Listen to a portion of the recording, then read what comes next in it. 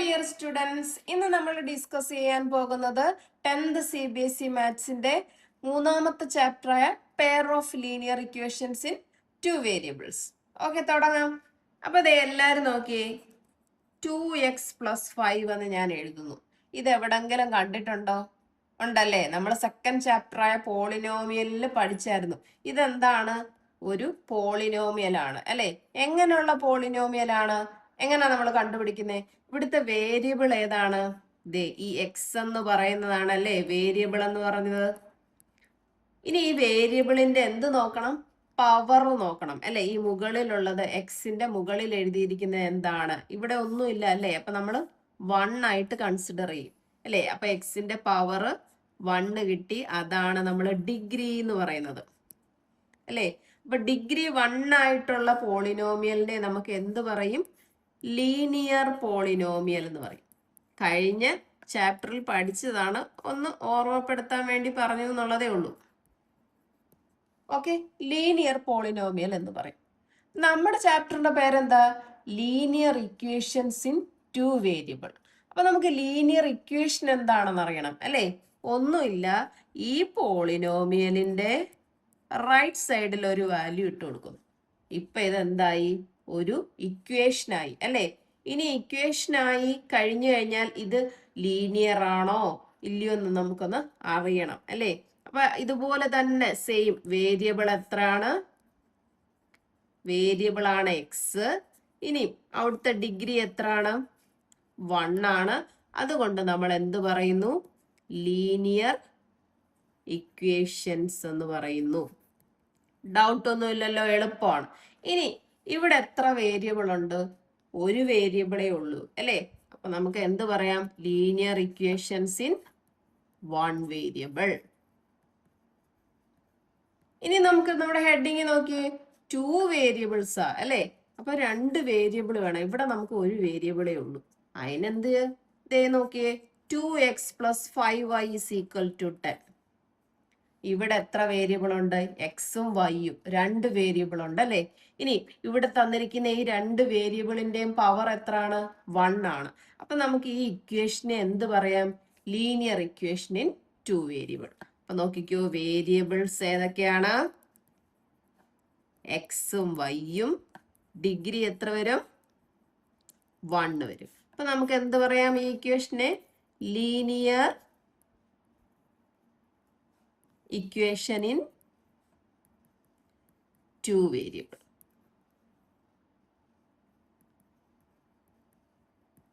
Okay, clear ആണല്ലോ. ഇനി നമുക്ക് എന്ത് ചെയ്യണം? ഈ ലീനിയർ ഇക്വേഷന്റെ ഒരു ജനറൽ ഫോം എഴുതണം. ഓക്കെ, അപ്പൊ ജനറൽ ഫോം ആയിട്ട് നമുക്ക് എങ്ങനെ എഴുതാം? ax+by+c=0. ഒരു ജനറൽ ഫോം ആയിട്ട്. ഈ ജനറൽ ഫോമിന് കുറച്ച് കണ്ടീഷൻസ് ഒക്കെ ഉണ്ട് അല്ലെ? എയും ബിയും സിയും എന്താണ് ഇവിടെ ഉള്ളത്? റിയൽ നമ്പേഴ്സ് ആയിരിക്കും. റിയൽ നമ്പേഴ്സ് ആയിരിക്കും. എയും ബിയും സിയും എന്തായിരിക്കും? റിയൽ നമ്പേഴ്സ് ആയിരിക്കും. ഇനി രണ്ടാമത്തെ ഒരു കാര്യം ഓർത്ത് വെച്ചിരിക്കാൻ, A and B not equal to 0. Okay, എയും ബിയും 0 ആവാൻ പാടില്ല. എന്തുകൊണ്ടാ 0 ആവാൻ പാടില്ല? ദേ നോക്കിയേ, എ ഞാൻ 0 എന്ന് എടുത്തു. അപ്പൊ ഇവിടെ എന്ത് വരും? 0 × x + by+c = 0 അല്ലേ? അപ്പൊ ഇതെങ്ങനെ മാറ്റിയ? 0 × x എന്തായി പോവും? 0 ആയി പോവും. അപ്പൊ by+c എന്ന് വരും അല്ലേ? അപ്പൊ നമ്മൾക്ക് ഇതെന്താണ്? 2 വേരിയബിൾ ആണോ? ഒറ്റ ഒരു വേരിയബിളേ ഉള്ളൂ അല്ലേ? അപ്പൊ നമുക്ക് എന്ത് പറയാം? ലീനിയർ ഇക്വേഷൻ ഇൻ 1 വേരിയബിൾ എന്നല്ലേ പറയാൻ പറ്റൂ. ഇതുപോലെ തന്നെ ബിയും 0 ആയി പോയി കഴിഞ്ഞാൽ ഈ ഇക്വേഷൻ എങ്ങനെ മാറും? ax+c = 0. അപ്പൊ നമുക്ക് 2 വേരിയബിൾ ആവില്ല. അതുകൊണ്ട് എന്താണ്? എയും ബിയും 0 ആകാൻ പാടില്ല. ഇനി ഇവിടുത്തെ സി എന്തായിരിക്കും? സി കോൺസ്റ്റന്റ് ടേം ആയിരിക്കും. ഓക്കെ, ക്ലിയർ ആയല്ലോ. ഇനി നമുക്ക് ഈ ചാപ്റ്ററിൽ പഠിക്കാനുള്ളത് എന്താണെന്ന് അറിയാമോ? Linear equations in 2 variable. അതിന്റെ നമുക്ക് എന്ത് ചെയ്യണം? സോൾവ് ചെയ്യണം. സോൾവ് ചെയ്യാൻ നമുക്ക് 2 മെത്തേഡുകളാണ് ടെക്സ്റ്റിൽ പറഞ്ഞിട്ടുള്ളത്. ഒന്ന് ഗ്രാഫിക്കൽ മെത്തേഡും 2 ഓൾജിബ്രായിക് മെത്തേഡും. അതിന്റെ ഗ്രാഫിക്കൽ മെത്തേഡിനെ കുറിച്ച് നമുക്കിന്ന് ഡിസ്കസ് ചെയ്യാം. ഓക്കെ, അപ്പൊ ഇത്രയും കാര്യങ്ങൾ മനസ്സിലായല്ലോ. ലീനിയർ ഇക്വേഷൻ എന്താണ്, ലീനിയർ ഇക്വേഷൻ ഇൻ 2 വേരിയബിൾ എന്താണ്, അതിന്റെ ജനറൽ ഫോം എന്താണ്, പിന്നെന്താ നമ്മൾ പഠിച്ചു, ഇത് എയും ബിയും 0 ആവരുത്, സി കോൺസ്റ്റന്റ് ആയിരിക്കണം. Okay, clear. അങ്ങനെയാണെങ്കിൽ നെക്സ്റ്റ് നമുക്ക് സൊല്യൂഷൻ കണ്ടുപിടിക്കാൻ വേണ്ടിയിട്ട് ഗ്രാഫിക്കൽ മെത്തേഡ് എങ്ങനെയാണെന്ന് നോക്കാം. നമുക്കിവിടെ രണ്ട് ഇക്വേഷൻസ് ഉണ്ട് അല്ലെ. X minus 2y plus 5 is equal to 0, 3x plus 4y minus 20 equal to 0. അപ്പൊ നമ്മുടെ ജനറൽ ഫോം എങ്ങനെയാ വരുന്നത്, a x plus b y plus c is equal to 0. ഇവിടെ രണ്ട് ഇക്വേഷൻ ഉണ്ട് അല്ലെ. അപ്പൊ നമുക്ക് എങ്ങനെ എഴുതാം, a1x plus b1y plus c is equal to 0. Next a2x plus b2y plus C2 equal to 0. Okay, അപ്പൊ നമ്മൾക്ക് രണ്ട് ഇക്വേഷൻസ് ഉണ്ട്. ഈ രണ്ട് ഇക്വേഷൻസിന്റെ ജനറൽ ഫോം എങ്ങനെയാ നമുക്ക് വരുന്നത്, a x plus b y plus c is equal to 0. അപ്പൊ രണ്ട് ഇക്വേഷൻ ഉണ്ടായത് ഞാൻ a1x plus b1y plus c1 equal to 0 എന്ന് എടുത്തു. a2x plus b2y plus c2 equal to 0 രണ്ടാമത്തെ ഇക്വേഷൻ എടുത്തു. ഇനി ഈ രണ്ട് ഇക്വേഷനും നമുക്ക് കമ്പയർ ചെയ്ത് നോക്കുമ്പോൾ ഒരു റിലേഷൻ കണ്ടുപിടിക്കണം. ആ റിലേഷൻ വെച്ചിട്ടാണ് നമുക്ക് ഗ്രാഫ് എങ്ങനെ കിട്ടും എന്ന് പറയാൻ പറ്റുന്നത്. അപ്പൊ നോക്കിയേ, ഈ a1/a2 ഞാൻ എടുക്കുന്നു. a1/a2 എന്ന് പറഞ്ഞാൽ എന്താണ്, നമ്മുടെ ഈ ഇക്വേഷന്റെ എക്സിന്റെ കോഎഫിഷ്യൻസ് ആണ്. അപ്പൊ വേണമെങ്കിൽ ആദ്യം ചെയ്യുന്ന ആയതുകൊണ്ട് നിങ്ങൾക്ക് മനസ്സിലാവാൻ വേണ്ടിയിട്ട് ഇവിടെ a1x, b1y, c1, ഇവിടെ a2x, ഇവിടെ b2y, ഇവിടെ c2 എന്ന് വേണമെങ്കിൽ ഇങ്ങനെ ഒന്ന് എഴുതി വെച്ചോളൂ. അപ്പൊ പെട്ടെന്ന് ചെയ്യാൻ പറ്റും. അപ്പൊ നമുക്ക് ആദ്യം കണ്ടുപിടിക്കേണ്ടത് a1/a2 ആണ്. അപ്പൊ ഈ a1/a2 എന്ന് പറഞ്ഞാൽ എന്താ, എക്സിന്റെ കോഎഫിഷ്യൻസ്. ഫസ്റ്റ് ഇക്വേഷനിൽ എന്താണ്, 1 ആണ് വരുന്നത്. സെക്കൻഡ് ഇക്വേഷനിൽ എന്ത് വരും, 3. ഓക്കെ, ഇനി സെക്കൻഡ് b1/b2 എടുക്കണം. b1/b2 ഇവിടെ ഫസ്റ്റ് ഇക്വേഷനിൽ b1 എന്ത് വരും, -2. സെക്കൻഡ് ഇക്വേഷനിൽ എന്ത് വരും, 4. ഇതിനെ നമുക്കൊന്ന് സിംപ്ലിഫൈ ചെയ്ത് എഴുതാം അല്ലേ. അപ്പൊ എന്ത് കിട്ടും, -1/2 എന്ന് കിട്ടും. അപ്പൊ നോക്കി, നമുക്ക് ഇവിടെ a1/a2 not equal to b1/b2 ആണ് കിട്ടിയത് അല്ലേ. അപ്പൊ ഇത് എങ്ങനെ ഗ്രാഫിൽ വരും നോക്കിയേ. ഇനി ലീനിയർ ഇക്വേഷൻ ആയിട്ട് നമുക്ക് എന്തായിരിക്കും, സ്ട്രെയിറ്റ് ലൈൻ ആയിരിക്കും കിട്ടുന്നത് അല്ലേ. അപ്പൊ രണ്ട് ഇക്വേഷൻ ഉണ്ട് അല്ലേ. അപ്പൊ ഒരെണ്ണം ദേ ഇങ്ങനെ പോകും, അടുത്തത് ദേ ഇങ്ങനെ പോകും. a1/a2 not equal to b1/b2 ആണെങ്കിൽ അതിന്റെ ഗ്രാഫ് ഇങ്ങനെ വരും. ഓക്കെ, അപ്പൊ നമുക്ക് ഈ രണ്ട് സൊല്യൂഷനും കൂട്ടിമുട്ടുന്ന ഒരു ഇന്റർസെക്റ്റിംഗ് പോയിന്റ് കിട്ടും അല്ലേ. അപ്പൊ നമുക്ക് എന്തൊക്കെ പറയാൻ പറ്റും, ഇവിടെ ഒരു ഇന്റർസെക്റ്റിംഗ് ലൈൻസ് കിട്ടും.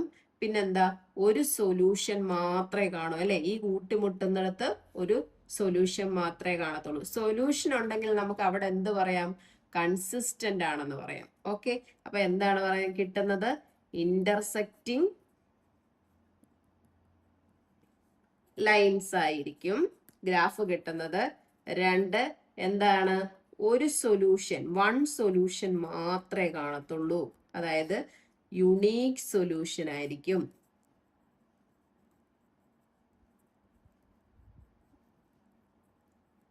ഇനി ഒരു സൊല്യൂഷൻ ഉണ്ടെങ്കിൽ നമുക്ക് അതിനെ എന്ത് പറയാം, കൺസിസ്റ്റന്റ് എന്ന് പറയാം. ഓക്കെ, നെക്സ്റ്റ് ഒരു എക്സാമ്പിൾ നോക്കിയേ. രണ്ട് നമുക്ക് ലീനിയർ ഇക്വേഷൻസ് ഉണ്ട്. അപ്പൊ ഫസ്റ്റ് ഇക്വേഷനകത്തുനിന്ന് നമുക്ക് ഗ്രാഫ് കിട്ടുമ്പോഴുള്ള കാര്യം മനസ്സിലായല്ലോ. അപ്പൊ നമുക്ക് ഇനി ഏത് ഇക്വേഷൻ ചെയ്താലും അവിടെ a1/a2 not equal to b1/b2 ആണെങ്കിൽ നമുക്ക് ഇതുപോലെ ഇന്റർസെക്റ്റ് ചെയ്യുന്ന ഒരു ഗ്രാഫ് ആയിരിക്കും കിട്ടുന്നത്. അവിടെ ഒരു എന്തായിരിക്കും, വൺ സൊല്യൂഷൻ കാണും. ഒരു കോമൺ പോയിന്റിൽ ഇത് രണ്ടും കൂടി കൂട്ടുമുട്ടുന്ന ഒരു ഇന്റർസെക്റ്റിംഗ് പോയിന്റിൽ നമുക്കൊരു സൊല്യൂഷൻ കാണും. സൊല്യൂഷൻ ഉണ്ടായത് കൊണ്ട് പറയുന്ന വാക്കാണ് കൺസിസ്റ്റന്റ്. ഓക്കെ, ക്ലിയർ ആണല്ലോ. ഇനി നെക്സ്റ്റ് ഒരു സൊല്യൂഷന്റെ എക്സാമ്പിൾ നോക്കിയേ. 2x plus 3y minus 9 equal to 0, 4x plus 6y minus 18 equal to 0. അപ്പൊ നമുക്ക് നമ്മുടെ ജനറൽ ഫോം അറിയാം. എങ്ങനെയാണ്, a1x plus b1y plus c1 is equal to 0, a2x plus b2 y plus C2 equal to 0. ഇനി ഇവിടെ നമുക്ക് ഏതൊക്കെയാണ് A1, ഏതൊക്കെയാണ് B1, B2, ഏതൊക്കെയാണ് C1, C2 നോക്കുക. ഇനി എന്തെങ്കിലും റിലേഷൻ കണ്ടുപിടിക്കാൻ പറ്റുമോ നോക്കാം അല്ലെ. അപ്പൊ ഫസ്റ്റ് നമുക്ക് A1 ബൈ A2 നോക്കാം. A1 ബൈ A2 എന്ന് പറഞ്ഞാൽ എന്താ? എക്സിന്റെ കോഎഫിഷ്യൻസ്. അപ്പൊ എന്ത് വരും? 2/4. നമുക്ക് അതിനെ സിംപ്ലിഫൈ ചെയ്തിട്ട് എങ്ങനെ എഴുതാം? 1/2. ഇനി B1 ബൈ B2 നോക്കാം. എന്ത് കിട്ടും? 3/6. അതിനെ എന്ത് ചെയ്യാം? സിംപ്ലിഫൈ ചെയ്യുമ്പോൾ 1/2 കിട്ടും. ഓക്കെ. ഇനി C1 ബൈ C2 ചെയ്ത് നോക്കാം. എന്ത് കിട്ടും? -9/-18. -9/-18, മൈനസും മൈനസും ക്യാൻസൽ ആവും. 9/18 1/2. അപ്പൊ നമുക്ക് ഇവിടെ ഒരു A1ഉം B1ഉം C1ഉം ഒക്കെ വെച്ചിട്ടൊരു റിലേഷൻ കിട്ടി അല്ലെ. എന്താണ്? A1 by A2 equal to B1 by B2 equal to C1 by C2. എല്ലാത്തിന്റെയും കോഎഫിഷ്യൻസ് ഈക്വൽ ആണ് അല്ലെ. അപ്പൊ അങ്ങനെ വരുമ്പോ നമുക്ക് ഗ്രാഫ് എങ്ങനെ കിട്ടുമെന്ന് അറിയാമോ? സ്ട്രെയിറ്റ് ലൈൻ ആയിരിക്കുമല്ലോ. ഫസ്റ്റ് സൊല്യൂഷന്റെ ദേ ഇങ്ങനെ പോകും. സെക്കൻഡ് എന്ത് വരും? ഇതിന്റെ പുറത്ത്, ഈ ലൈനിന്റെ പുറത്ത് തന്നെ പോകും. മൂന്നാമത്തെ എടുത്താലും എന്ത് ചെയ്യും? ഇതിന്റെ പുറത്ത് ഇങ്ങനെ പോകും. അതായത് എന്താണ്? എല്ലാത്തിന്റെയും കോഎഫിഷ്യൻസ് ഈക്വൽ ആണ് നമുക്ക് കിട്ടിയത് അല്ലെ. അപ്പൊ നമുക്ക് എന്താണ്? ഒരു ലൈനിന്റെ പുറത്തൂടെ മറ്റേ ലൈനും പോകും. അപ്പൊ നമുക്ക് എന്തൊക്കെയായിരിക്കും അവിടെ കിട്ടുന്നത്? കോ ഇൻസിഡന്റ് ലൈൻസ് ആയിരിക്കും അല്ലെ. കോ ഇൻസിഡന്റ് ലൈൻസ് ആയിരിക്കും. പിന്നെ ഇവിടെ എത്ര സൊല്യൂഷൻ കാണും? ഇൻഫിനിറ്റ് സൊല്യൂഷൻസ് കാണും അല്ലെ. അപ്പൊ നമുക്ക് രണ്ടാമത്തെ പോയിന്റ് എന്തെഴുതാം? Infinite solutions. ഇനി സൊല്യൂഷൻ ഉണ്ടായത് കൊണ്ട് നമുക്ക് അതിനെ എന്ത് പറയാം? കൺസിസ്റ്റന്റ് ആയിരിക്കും. ഓക്കെ. അപ്പൊ നമ്മൾ രണ്ടാമത്തെ എന്താണ്? A1 by A2 equal to B1 by B2 equal to C1 by C2 ആണെങ്കിൽ നമുക്ക് ഇൻഫിനിറ്റ്ലി മെനി സൊല്യൂഷൻസ് കാണും. കോഇൻസിഡന്റ് ലൈൻസ് ആയിരിക്കും. കൺസിസ്റ്റന്റ് ആയിരിക്കും. ഓക്കെ. രണ്ടാമത്തെ ഇക്വേഷൻ നോക്കിയേ. x plus 2y minus 4 equal to 0, 2x plus 4y minus 12 equal to 0. ഇവിടെ നമുക്ക് coefficients തമ്മിലൊരു റിലേഷൻ നോക്കാം അല്ലെ. അപ്പൊ ഇവിടെ A1 ബൈ A2 എന്ത് കിട്ടും? കോഎഫിഷ്യന്റ് ഓഫ് എക്സ് 1/2 കിട്ടും. ഇനി B1 ബൈ B2 എന്ത് കിട്ടും? 2/4. അതിനെ സിംപ്ലിഫൈ ചെയ്യുമ്പോൾ നമുക്ക് എന്ത് എഴുതാം? 1/2. ഇനി C1 ബൈ C2 എന്ത് കിട്ടും? -4/-12. മൈനസും മൈനസും ക്യാൻസൽ ആയി പോയി കഴിഞ്ഞാൽ 4/12. 4/12നെ നമുക്ക് എങ്ങനെ എഴുതാം? 1/2. അപ്പൊ നമുക്ക് ഇവിടുത്തെ എങ്ങനെ എഴുതാം? A1 by A2 equal to B1 by B2 not equal to C1 by C2 അല്ലേ. അപ്പൊ നമുക്ക് ഇതിന്റെ ഗ്രാഫ് വരച്ചാൽ എങ്ങനെ വരുമെന്ന് അറിയാമോ? ദേ ഇങ്ങനെ പോകും. രണ്ട് പാരലൽ ലൈൻസ് ആയിരിക്കും നമുക്ക് കിട്ടുന്നത്. ഓക്കെ. അപ്പൊ നമുക്ക് എങ്ങനെ എഴുതാം? ഇതിന്റെ കൺക്ലൂഷൻ എങ്ങനെ എഴുതാം? പാരലൽ ലൈൻസ് ആയിരിക്കും. ഇനി ഇവിടെ സൊല്യൂഷൻ വല്ലതും കാണുമോ? ഈ ലൈൻസ് എങ്ങും കൂട്ടിമുട്ടുന്നില്ല അല്ലെ. അപ്പൊ നമുക്ക് എന്തെഴുതാം? No solutions. സൊല്യൂഷൻ ഇല്ലെങ്കിൽ നമുക്ക് അതിനെ എന്ത് പറയാം? സൊല്യൂഷൻ ഉണ്ടെങ്കിൽ കൺസിസ്റ്റന്റ് ആയിരുന്നു അല്ലെ. സൊല്യൂഷൻ ഇല്ലെങ്കിൽ നമുക്ക് എന്ത് പറയാം? ഇൻകൺസിസ്റ്റന്റ്. ഇൻകൺസിസ്റ്റന്റ്. ഓക്കെ. അപ്പൊ നമുക്ക് 3 ഗ്രാഫുകൾ വരുന്നത് എങ്ങനെയൊക്കെയുള്ള മെത്തേഡിലാണെന്ന് മനസ്സിലായല്ലോ. ഒന്ന് പാരലൽ ലൈൻസ് ആയിരിക്കും, ഒന്ന് ഇൻഫിനിറ്റ്ലി മെനി സൊല്യൂഷൻസ് കാണും, ഒന്നൊരു കോമൺ ഒരു ഇന്റർസെക്റ്റിംഗ് പോയിന്റ് കാണും. അപ്പൊ അതിന്റെ എല്ലാം കണ്ടീഷൻസ് നമുക്ക് പഠിച്ചല്ലോ.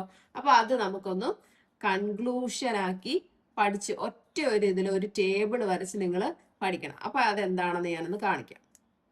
അപ്പൊ നമുക്കേ ലീനിയർ ഇക്വേഷൻ ഇൻ 2 വേരിയബിൾ തന്നാൽ അതിന്റെ ഗ്രാഫിക്കൽ റെപ്രസെന്റേഷൻ ചെയ്യാൻ വേണ്ടിയിട്ട് നമുക്ക് പഠിച്ച കാര്യങ്ങളൊന്ന് കൺക്ലൂഷൻ ചെയ്ത് എഴുതിയിരിക്കുകയാണ്.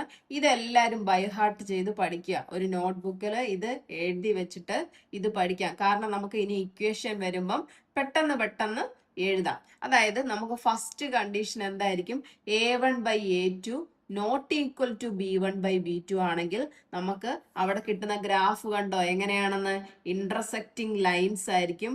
ഇവിടെ എന്താണ്? ഒരു യുണീക്ക് സൊല്യൂഷൻ, ഒറ്റ ഒരു സൊല്യൂഷനെ കാണത്തുള്ളൂ. സൊല്യൂഷൻ ഉണ്ടായത് കൊണ്ട് അതിനെ കൺസിസ്റ്റന്റ് എന്ന് പറയും. ക്ലിയർ? ഈ രണ്ടാമത്തെ കണ്ടീഷൻ എങ്ങനെയാണ്? A1/A2 equal to B1/B2 equal to C1/C2 ആണെങ്കിൽ ഗ്രാഫിനകത്ത് എങ്ങനെ വരും? ഒരു ലൈനിന്റെ മുകളിൽ കൂടി അടുത്ത ലൈൻ ഇങ്ങനെ പൊയ്ക്കൊണ്ടിരിക്കും. അപ്പൊ അവിടെ എന്തായിരിക്കും? കോഇൻസിഡന്റ് ലൈൻസ് ആയിരിക്കും. ഇൻഫിനിറ്റ്ലി മെനി സൊല്യൂഷൻസ് കാണും. സൊല്യൂഷൻ ഉണ്ടായത് കൊണ്ട് കൺസിസ്റ്റന്റ് എന്ന്. ഇനി മൂന്നാമത്തെ എങ്ങനെയാ വരുന്നത്? A1/A2 equal to B1/B2 not equal to C1/C2 അല്ലെ? അപ്പൊ ഗ്രാഫ് എങ്ങനെ വരും? പാരലൽ ലൈൻസ് ആയിരിക്കും. പാരലൽ ലൈൻസ് ആണെങ്കിൽ ഇവിടെ സൊല്യൂഷൻസ് ഒന്നും കാണത്തില്ല. സൊല്യൂഷൻ ഇല്ലാത്തത് കൊണ്ട് നമുക്ക് എന്ത് പറയാം? ഇൻകൺസിസ്റ്റന്റ് ആണെന്ന്. Okay, clear? അപ്പൊ ഇത്രയും അങ്ങ് ബൈഹാർട്ട് ചെയ്ത് പഠിച്ചു കഴിഞ്ഞാൽ നമുക്ക് ഇക്വേഷൻസ് കിട്ടുമ്പം പെട്ടെന്ന് കണ്ടുപിടിക്കാം. അതായത് നമുക്ക് രണ്ട് ഇക്വേഷൻ കിട്ടിക്കഴിഞ്ഞാൽ A1/A2 B1/B2 C1/C2 കണ്ടുപിടിക്കുക. കണ്ടുപിടിച്ചിട്ട് ഈ മൂന്ന് കണ്ടീഷൻസിൽ ഏതെങ്കിലും ആ കിട്ടുന്നതെങ്കിൽ നമുക്ക് എന്ത് പറയാം? കൺസിസ്റ്റന്റ് ആണോ, ഇൻകൺസിസ്റ്റന്റ് ആണോ, സൊല്യൂഷൻ ഉണ്ടോ, ഇൻഫിനിറ്റ് സൊല്യൂഷൻസ് ഉണ്ടോ എന്ന് പെട്ടെന്ന് മനസ്സിലാക്കാൻ പറ്റും. Okay, clear? അപ്പൊ നമുക്ക് ഇന്നത്തെ ക്ലാസ് ഇവിടെ വെച്ച് വൈൻഡ് അപ്പ് ചെയ്യാം. ഗ്രാഫിക്കൽ മെത്തേഡിന്റെ എക്സർസൈസ് ക്വസ്റ്റ്യൻസ് അടുത്ത ക്ലാസ്സിൽ ചെയ്യാം. അപ്പൊ ഇത്രയും നല്ലപോലെ മനസ്സിലാക്കി വെക്കുക. എന്റെ ക്ലാസ് ഇഷ്ടപ്പെട്ടെങ്കിൽ ലൈക്ക് ചെയ്യുക, ഷെയർ ചെയ്യുക, സബ്സ്ക്രൈബ് ചെയ്യുക. Thank you.